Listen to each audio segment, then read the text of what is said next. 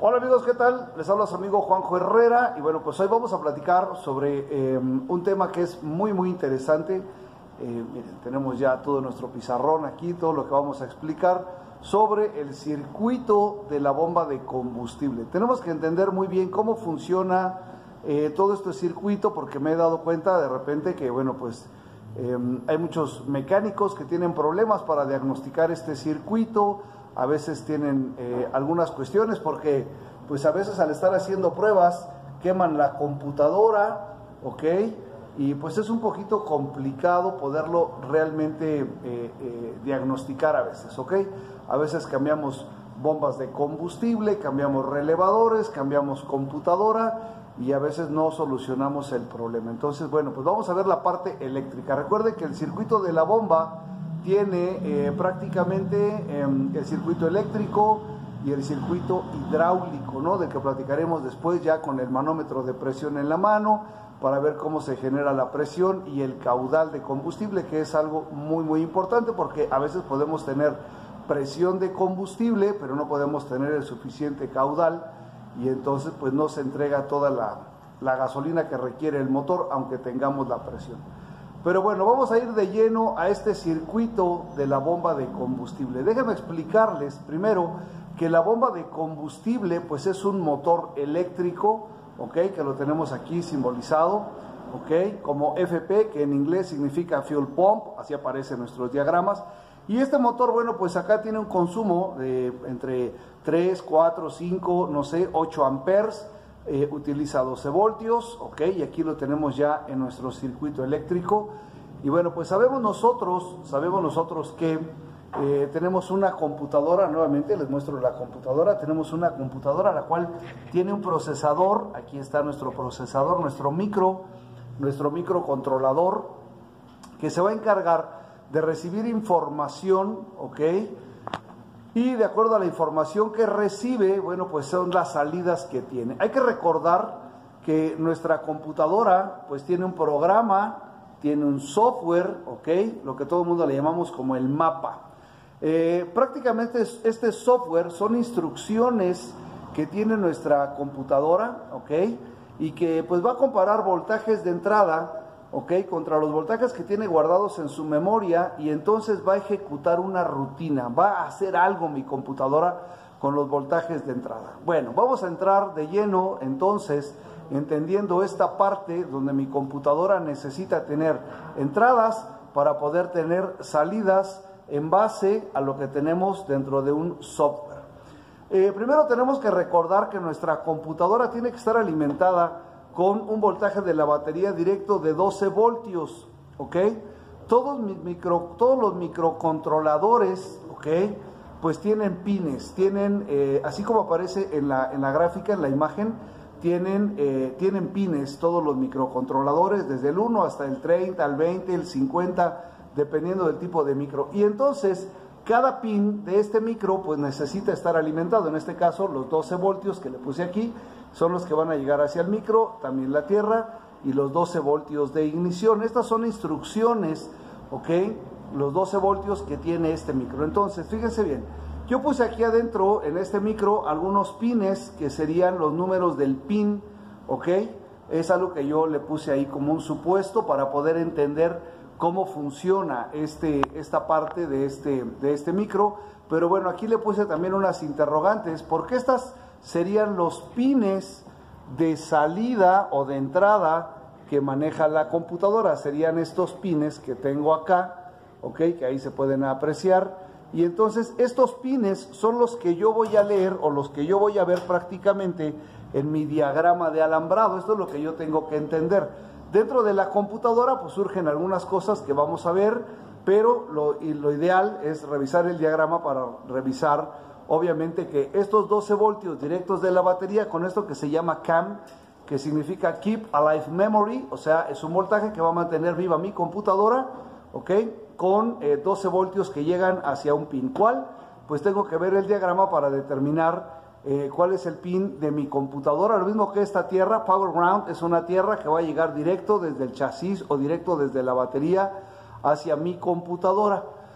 Una vez que la computadora está alimentada con 12 voltios y tierra, ¿ok? Pues va a necesitar de una entrada para poder funcionar. Esa entrada es la entrada de la ignición, 12 voltios que vienen desde el switch del encendido, ¿ok? O desde algún otro procesador en caso de que tenga algún botón ya o algún tipo de encendido electrónico, pero va a tener 12 voltios de ignición aquí también. Tengo que ver cuál es el pin de la computadora que alimenta esos 12 voltios. Yo aquí lo puse como el pin 6 del controlador, ¿ok? Y entonces cuando llegan estos 12 voltios aquí, el programa o mi software, que sería algo más o menos así, esto no es realmente el programa, pero para poder entenderlo, más o menos escribí algo así, para poder entenderlo como una persona. Fíjese bien, le puse, si el pin 6, en este caso, que sería de este controlador, acá que tengo 12 voltios de ignición, si el pin 6 está en un estado alto, entonces hay que activar en un estado alto también por 2 segundos al pin 8, que sería la salida, ¿no? Y entonces aquí le puse esta salida a este microcontrolador que puse aquí de este lado, ¿ok? Tenemos que recordar que este microcontrolador solamente activa esta salida, pero la computadora no sabe qué tiene conectado acá, ¿ok? No sabe qué tiene conectado. En algunos casos tienen un monitor de la bomba de combustible, un voltaje que llega del relevador hacia la computadora también, pero realmente la computadora no sabe de dónde viene ese voltaje. Entonces, fíjese bien, yo voy a activar aquí la salida 8 de mi procesador, de mi controlador que sale acá, ¿ok? Ese voltaje es un voltaje de 5 voltios. Todos los controladores manejan una tecnología que se llama TTL, Transistor Logic, de 5 voltios. Algunos otros manejan CMOS de 3.3 voltios, pero lo que nosotros manejamos en automotriz son prácticamente 5 voltios. Entonces salen 5 voltios con 40 miliamperios. Este voltaje y este amperaje que salen del micro, pues no me sirven para poder controlar directamente a mi bomba de gasolina. Si yo conectara la bomba de gasolina a este microcontrolador, pues lo voy a quemar. O la bomba no funciona porque tengo un voltaje muy bajo y un amperaje muy chiquitito. Entonces puedo quemar aquí mi micro. Bueno, ¿qué hay que hacer?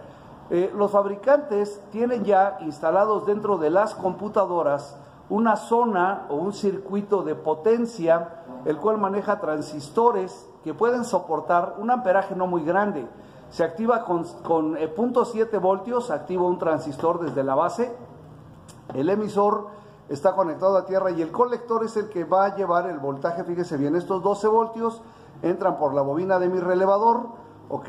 Tengo que buscar el pin a través del cual tengo la salida de tierra para que se active entonces el relevador de la bomba. El relevador, recordemos que normalmente tiene una resistencia de entre 80 y 90 ohmios y el cual pues va a consumir una corriente muy chiquita, en promedio de entre 150 y 200 miliamperios. Entonces, pues hay que tener mucho cuidado porque a veces nuestros amigos mecánicos aquí en esta salida de la computadora conectan un foco de pruebas, ¿ok? De esos que utilizan en las calaveras, de esos que consumen 1.5 amperios y se daña esta salida. Entonces, esto es lo más sencillo, podrías checarlo con el multímetro y yo les recomiendo que lo hagan con una lámpara lógica de LEDs, ya que los LEDs tienen un consumo máximo de 20 miliamperios y entonces pues no vamos a dañar ningún circuito de nuestra computadora.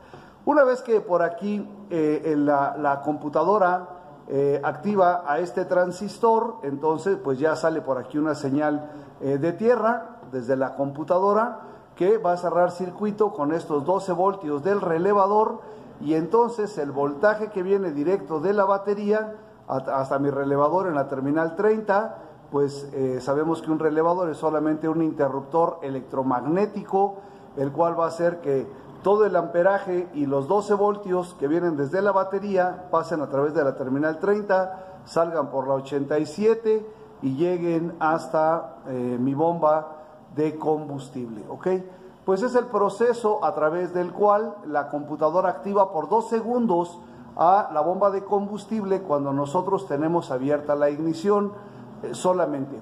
Y bueno, pues hay otra condición importante, aquí también la anotamos, que es cuando la computadora recibe una señal digital o en este caso también puede ser una señal análoga, dependiendo del tipo de sensor de cigüeñal que tenga, ya sea efecto Hall o si es inductivo, entonces, bueno, va a mandar un voltaje aquí. Cuando la computadora recibe, yo le puse aquí el pin 28, la señal del CKP como un ejemplo, ok, que sería la entrada de aquí. Entonces, cuando recibe la entrada del CKP, activa de forma permanente la salida de la bomba de combustible. Para poder activar la bomba, necesitamos de forma permanente la señal del sensor de cigüeñal. Entonces, pues voy a subirles un video donde vamos a hacer la emulación del sensor de cigüeñal para que la computadora pueda recibir esa información y entonces podamos nosotros activar de forma permanente a la bomba de combustible y hacer que trabajen también la señal de los inyectores, que bueno, pues ya les mostraré en otro video, ¿ok? Bueno, pues esto sería todo lo que tenemos para la bomba de combustible. Si tienen alguna duda, alguna pregunta, pueden por favor consultarnos en los comentarios y pues con todo gusto les estamos respondiendo. Y esperen nuestro próximo video, es el probador para este tipo de circuitos y poder emular la señal del sensor de cigüeñal. Como siempre es un gusto. Si les gustó este video, denme like, síganme y pues estamos aquí para todos ustedes. Gracias y esperen el siguiente video.